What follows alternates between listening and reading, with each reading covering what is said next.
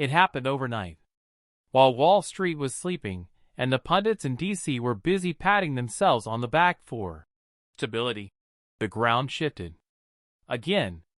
You woke up to a headline. Maybe you scrolled past it. Maybe you saw it and thought, "Here we go again. Just another negotiation tactic." Donald Trump. South Korea. A threat to explode the current tariff rates on automobiles, lumber, and pharmaceuticals. A jump from 15% to 25%. On the surface, it looks like a trade dispute. A delay in a deal. A slap on the wrist for an ally dragging their feet. The media is calling it volatility. They're calling it dangerous. They're bringing out the economists who will tell you, in very serious tones, that this is going to raise the price of your next car, the wood for your deck, and the medicine in your cabinet. And they aren't wrong. It will do those things.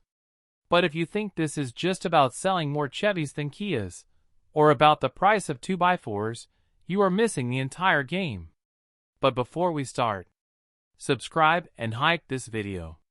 Leave your like and comment which state you're watching from. Now, let's go back to tariffs. Most people have no idea what is actually happening here. They see a tariff. I see a trap. They see a problem. Trump risking inflation and alienating a key military ally in the Pacific. That is the narrative. That is the problem everyone is talking about. But there is a much bigger, much uglier problem lurking underneath. A problem that threatens to unravel the entire economic leverage of the United States. And this threat against South Korea? It isn't the disaster the news tells you it is.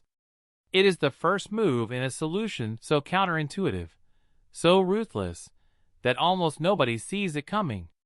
By the time you finish this video, you won't just understand why your import costs might go up. You're going to understand the mechanic of power in the 2020s. You're going to see the worst problem clearly for the first time. And you're going to realize that everything is about to change. Let's go behind the curtain. To understand the genius and the danger of this move, you have to unlearn what you've been taught about allies. In the Washington playbook, the script is simple. South Korea is a friend. We have troops there. They build our batteries. We buy their cars. We stand together against the North and against the rising influence of China.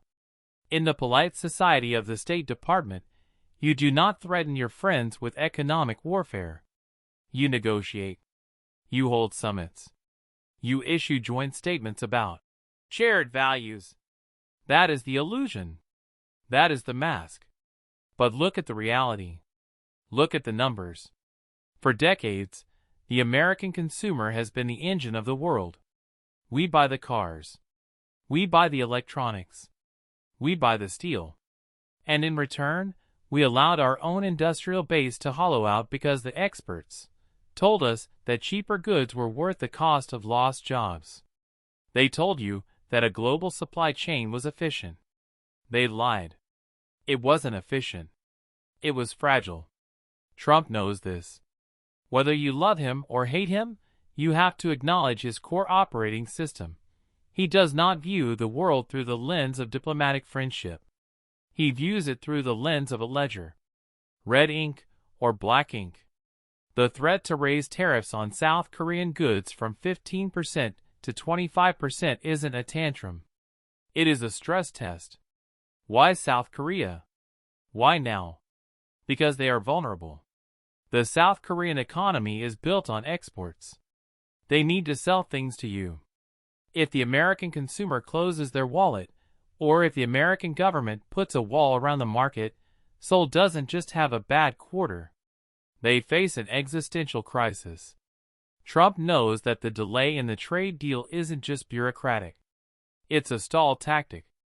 The establishment, on both sides of the Pacific, wants to wait him out. They want to dilute the terms. They want to keep the status quo where they sell. And you buy. So he flips the table. He targets the three things that hurt the most. Autos, Lumber. Pharma. This is where the worst problem begins to reveal itself. Because when you pull this lever, when you threaten to tax these specific items, you aren't just hurting South Korea. You are aiming a loaded gun at the American economy, too. And that is where the panic sets in. Let's break down the targets. Because the specific selection of these three industries, autos, lumber, pharmaceuticals, tells us exactly what the strategy is. First, the autos. You've seen them everywhere. Kia and Hyundai. 10 years ago, they were the budget option. Today, they are dominating the SUV market. The Telluride, the Palisade, they are everywhere in the American suburbs.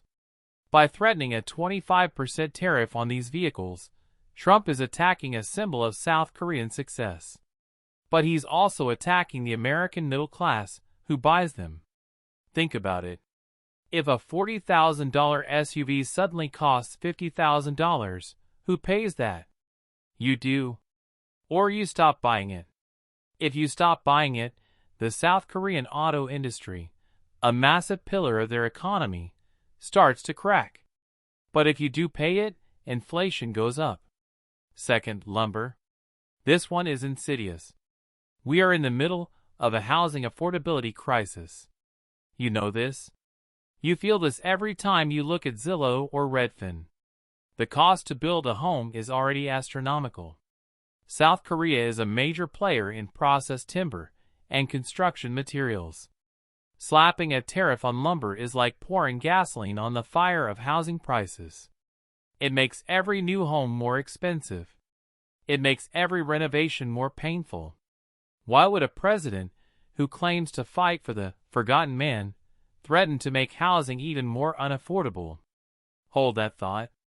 Third, and perhaps most terrifying, pharmaceuticals. We aren't just talking about aspirin. We are talking about the precursors, the generics, the biosimilars that keep the American healthcare system from collapsing under its own weight. Raising taxes on imported drugs? That's a direct hit to the cost of living for the elderly, the sick, the vulnerable. So look at the board. Trump is threatening to spike the cost of your car, your house, and your medicine. The media looks at this and screams, "Incompetence!" They scream, "Self-sabotage!" They say he is shooting the American economy in the foot to spite a trade partner. But this is where you have to stop thinking like a consumer and start thinking like a negotiator. The worst problem isn't inflation. The worst problem isn't the price of lumber. The worst problem is leverage. For the last 30 years, the United States surrendered its leverage. We gave it away in exchange for cheap goods. We allowed other nations to hold the keys to our supply chains. We allowed South Korea, China, Vietnam, and Mexico to become the factories while we became the credit card swipers. The problem is that you cannot reindustrialize a nation without pain. You cannot bring the factories back if it is always cheaper to buy from abroad. Trump's problem, his worst problem, is how to break this cycle without destroying his own political base in the process. How do you force the world to manufacture in America? How do you force fair trade deals when the American people are addicted to the cheap imports?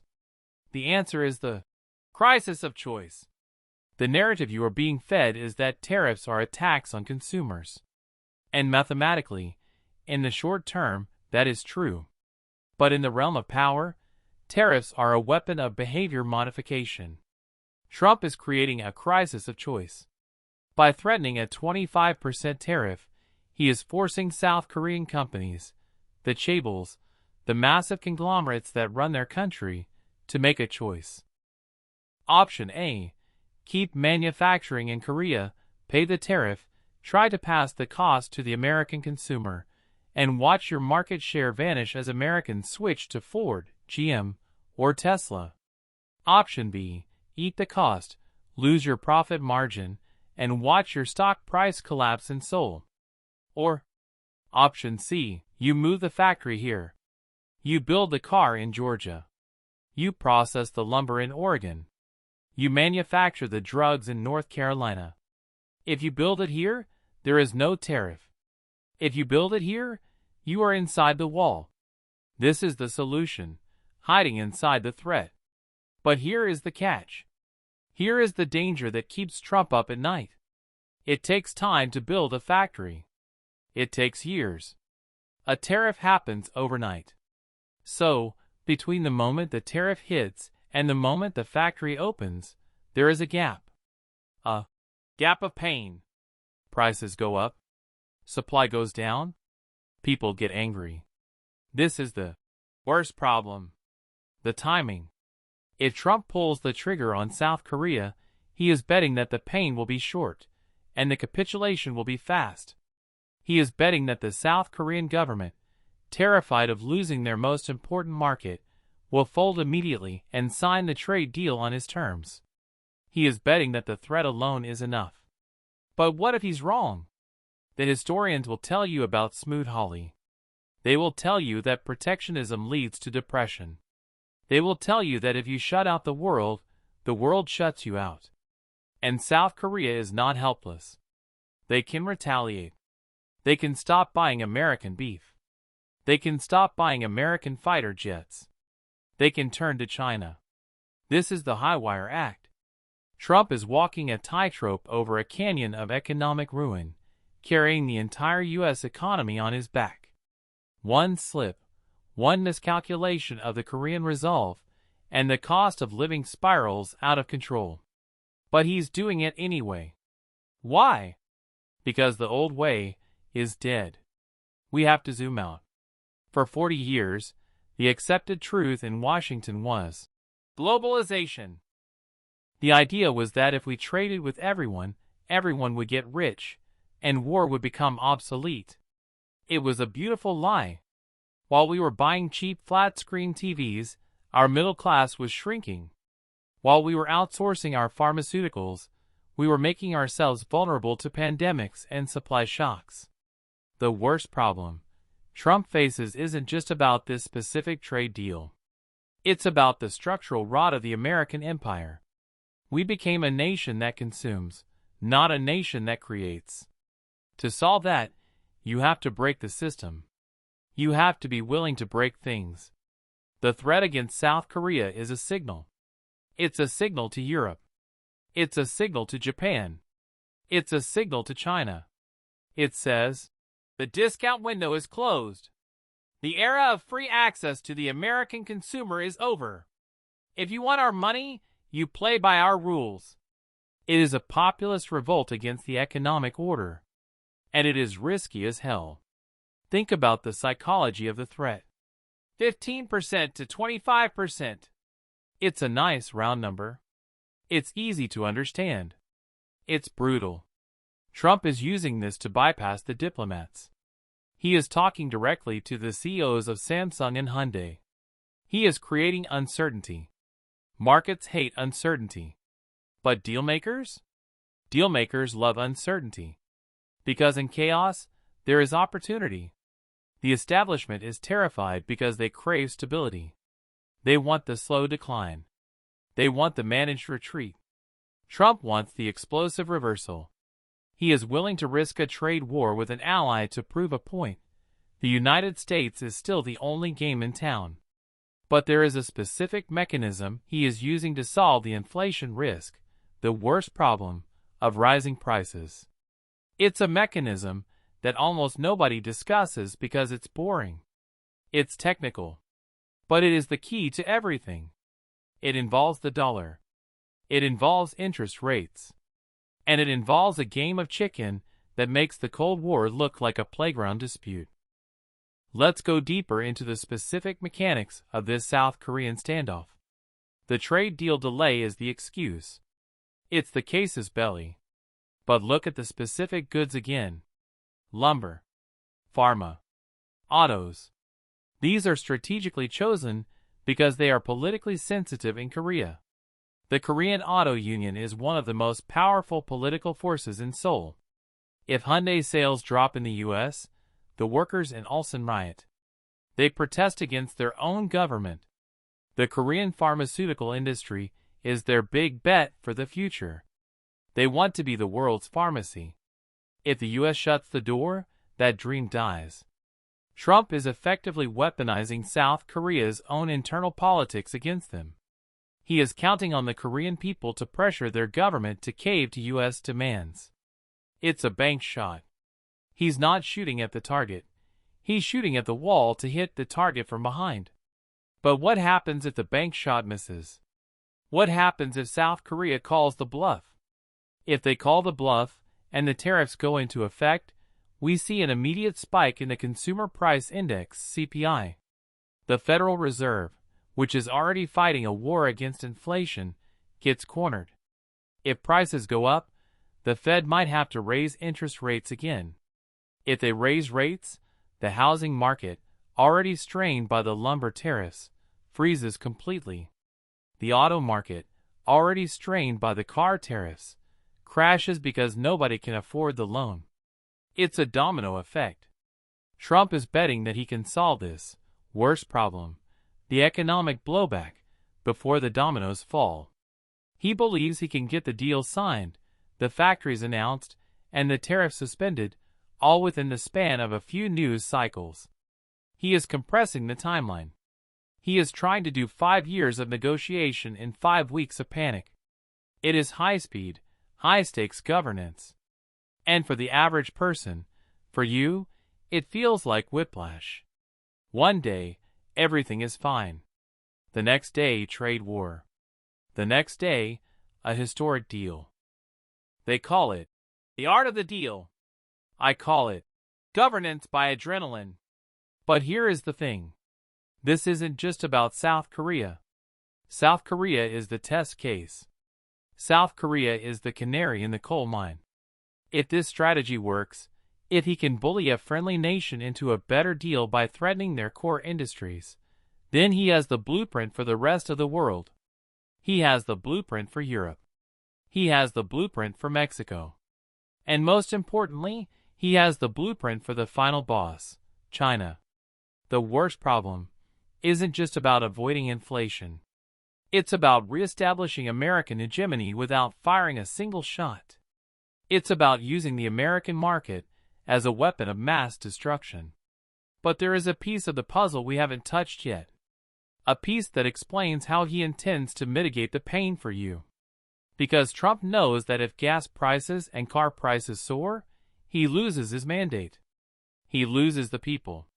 So, how does he plan to solve the inflation trap he just set for himself? The answer lies in a concept called the offset. And it involves a radical shift in tax policy that has the IRS terrified and the libertarians confused. You've heard the threat. You understand the trap. You see the stakes. But you're still asking the question, how does this end well for me? How do I not get crushed by the prices? The answer is the second half of the strategy. The part the news isn't covering. The tariffs are the sword. But there is also a shield.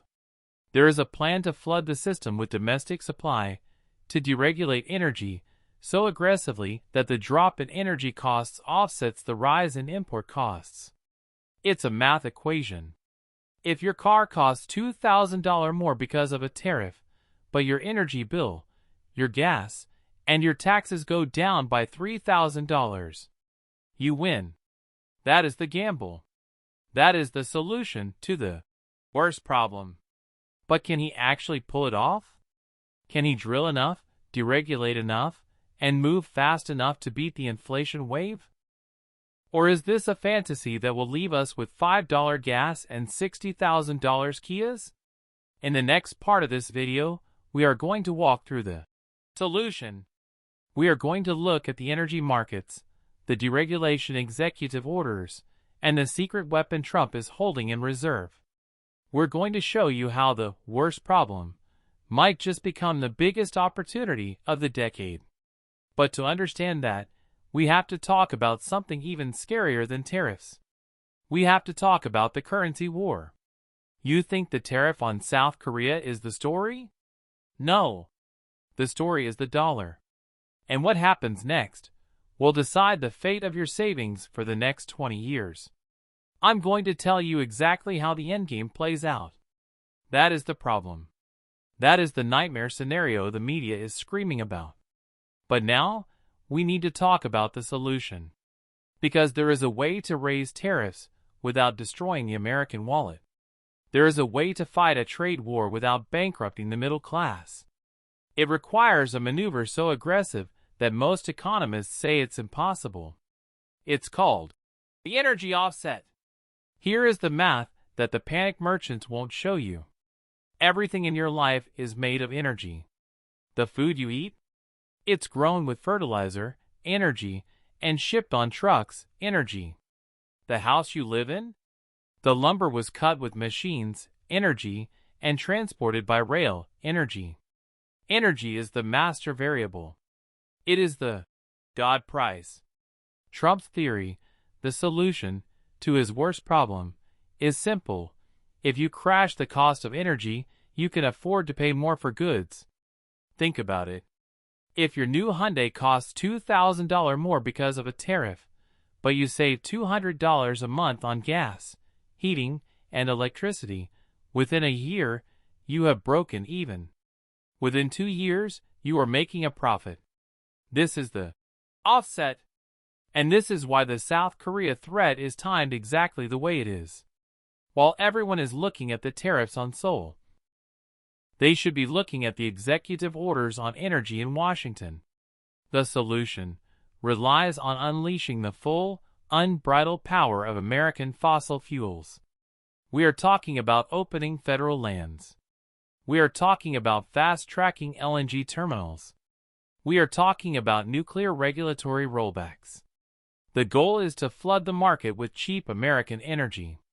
To drive the price of a barrel of oil down so low that it acts as a massive tax cut for every single American family. Cheap energy is a deflationary force. It pushes prices down. Tariffs are an inflationary force. They push prices up. Trump is betting that his drill, baby, drill policy will overpower the trade war inflation. He is trying to create an economy where we pay more for foreign goods, but significantly less to live our daily lives. This is a fundamental realignment. For decades, the model was expensive energy, cheap imports. That was the globalist model. You paid a fortune to heat your home, but you could buy a $300 TV from Asia. Trump wants to flip the script. Cheap energy, expensive imports. He wants you to have cheap gas, cheap electricity, and cheap food, but he wants the TV and the car to cost a little more, so that eventually it makes sense to build them here. This is how you solve the South Korea problem. You tell the American people, yes, the Korean car is more expensive, but look at the gas pump. Look at your electric bill. Look at your grocery receipt. If he can deliver on the energy side, the tariff pain becomes manageable. It becomes a nuisance, not a crisis. But this strategy has enemies. Massive enemies. The Green Lobby. The ESG investors.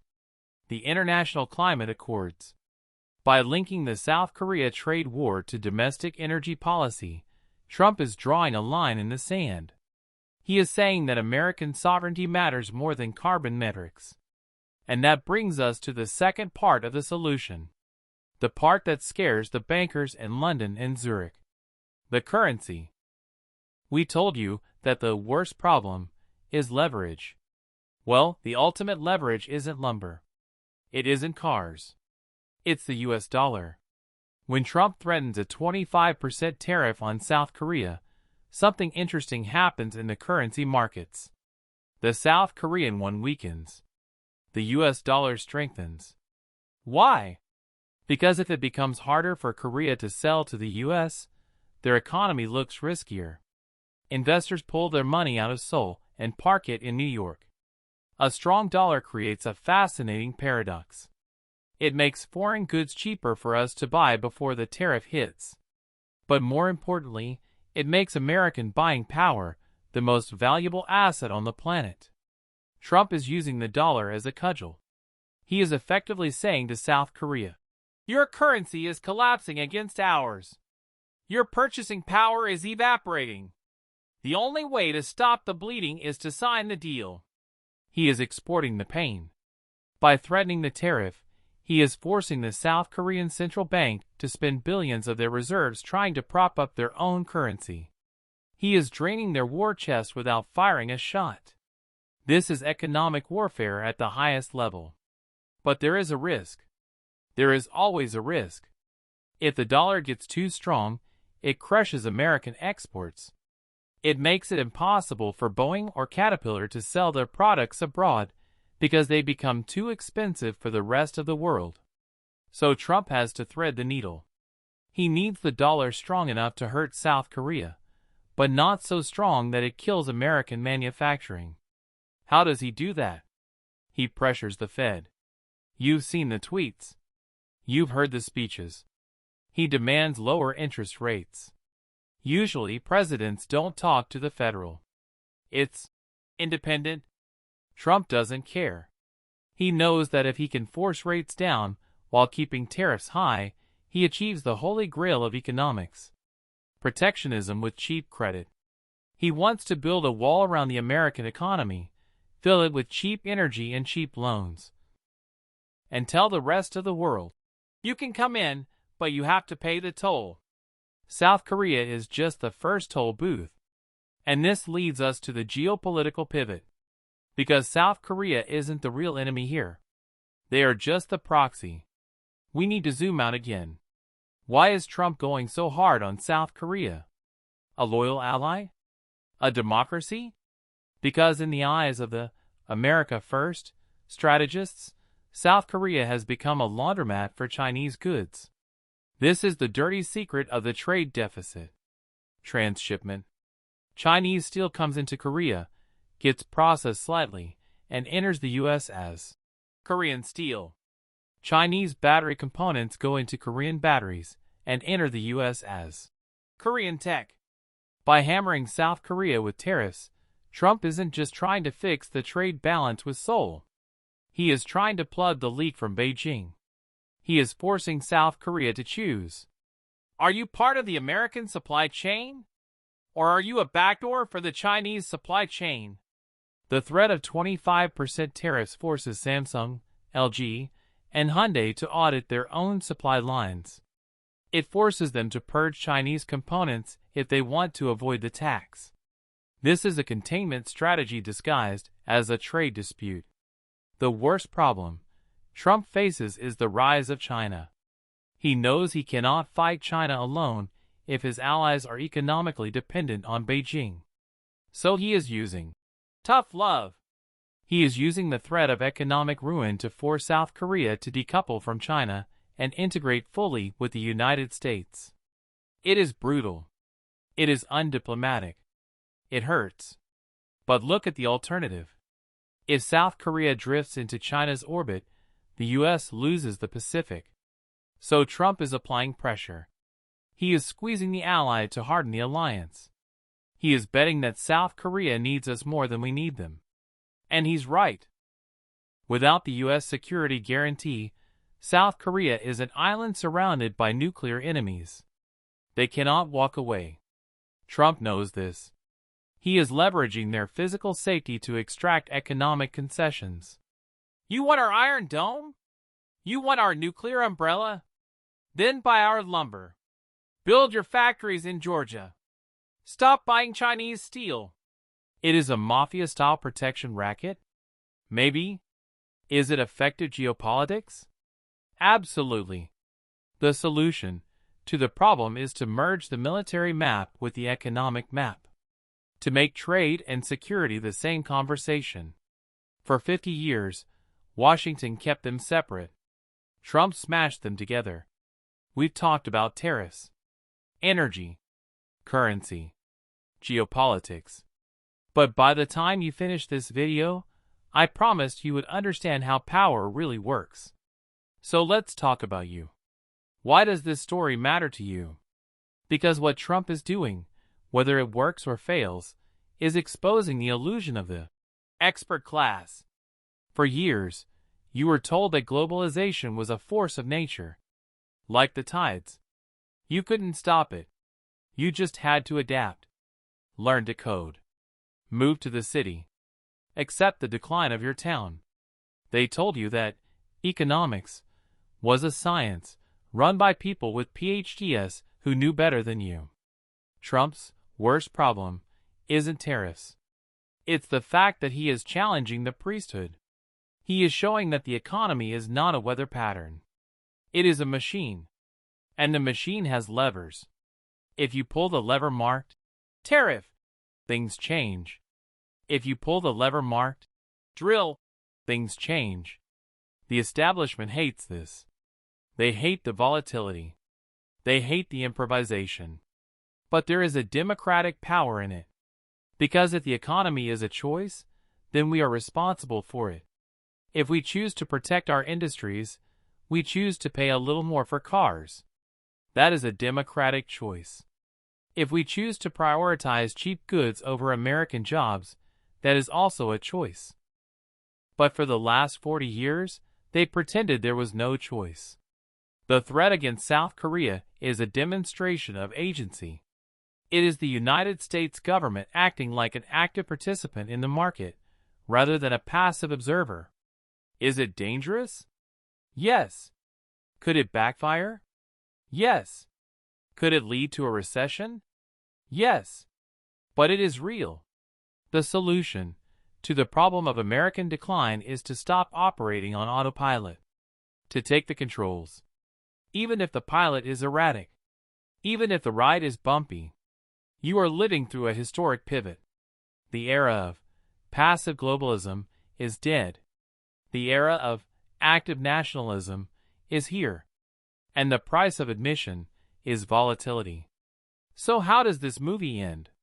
Watch the lumber prices. Watch the Hyundai stock price. Here is my prediction. South Korea will fold. They have to. They will announce a voluntary export restraint. They will announce 2 or 3 massive new factory projects in swing states. Trump will declare victory. He will say, "I saved the American auto industry." The tariffs will be suspended. The crisis will vanish as quickly as it arrived. And the media will move on to the next outrage. But the structural change will remain.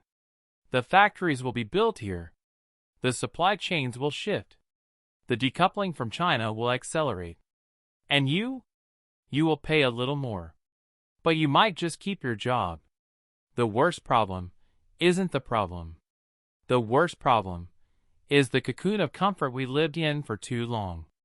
We are waking up. The tariffs are the alarm clock. Don't hit snooze. This channel exists because the news won't explain the mechanics. They sell you the panic. I sell you the playbook. We just broke down 6,000 words of geopolitical strategy that explains why your car insurance, your lumber bill, and your prescription drugs are political pawns in a global chess game. If you want to stay ahead of the curve, if you want to know why things are happening before the rest of the world catches up, you need to be here. Drop a comment below. Do you think the energy offset will work? Can cheap gas make up for expensive imports? Or is this a recipe for disaster? I want to hear your theory. I read the comments. And hit that subscribe button. Because the next video, we're going to talk about the one country that actually benefits from all of this chaos. And it's not who you think. Stay curious. Stay skeptical. And I'll see you in the next one.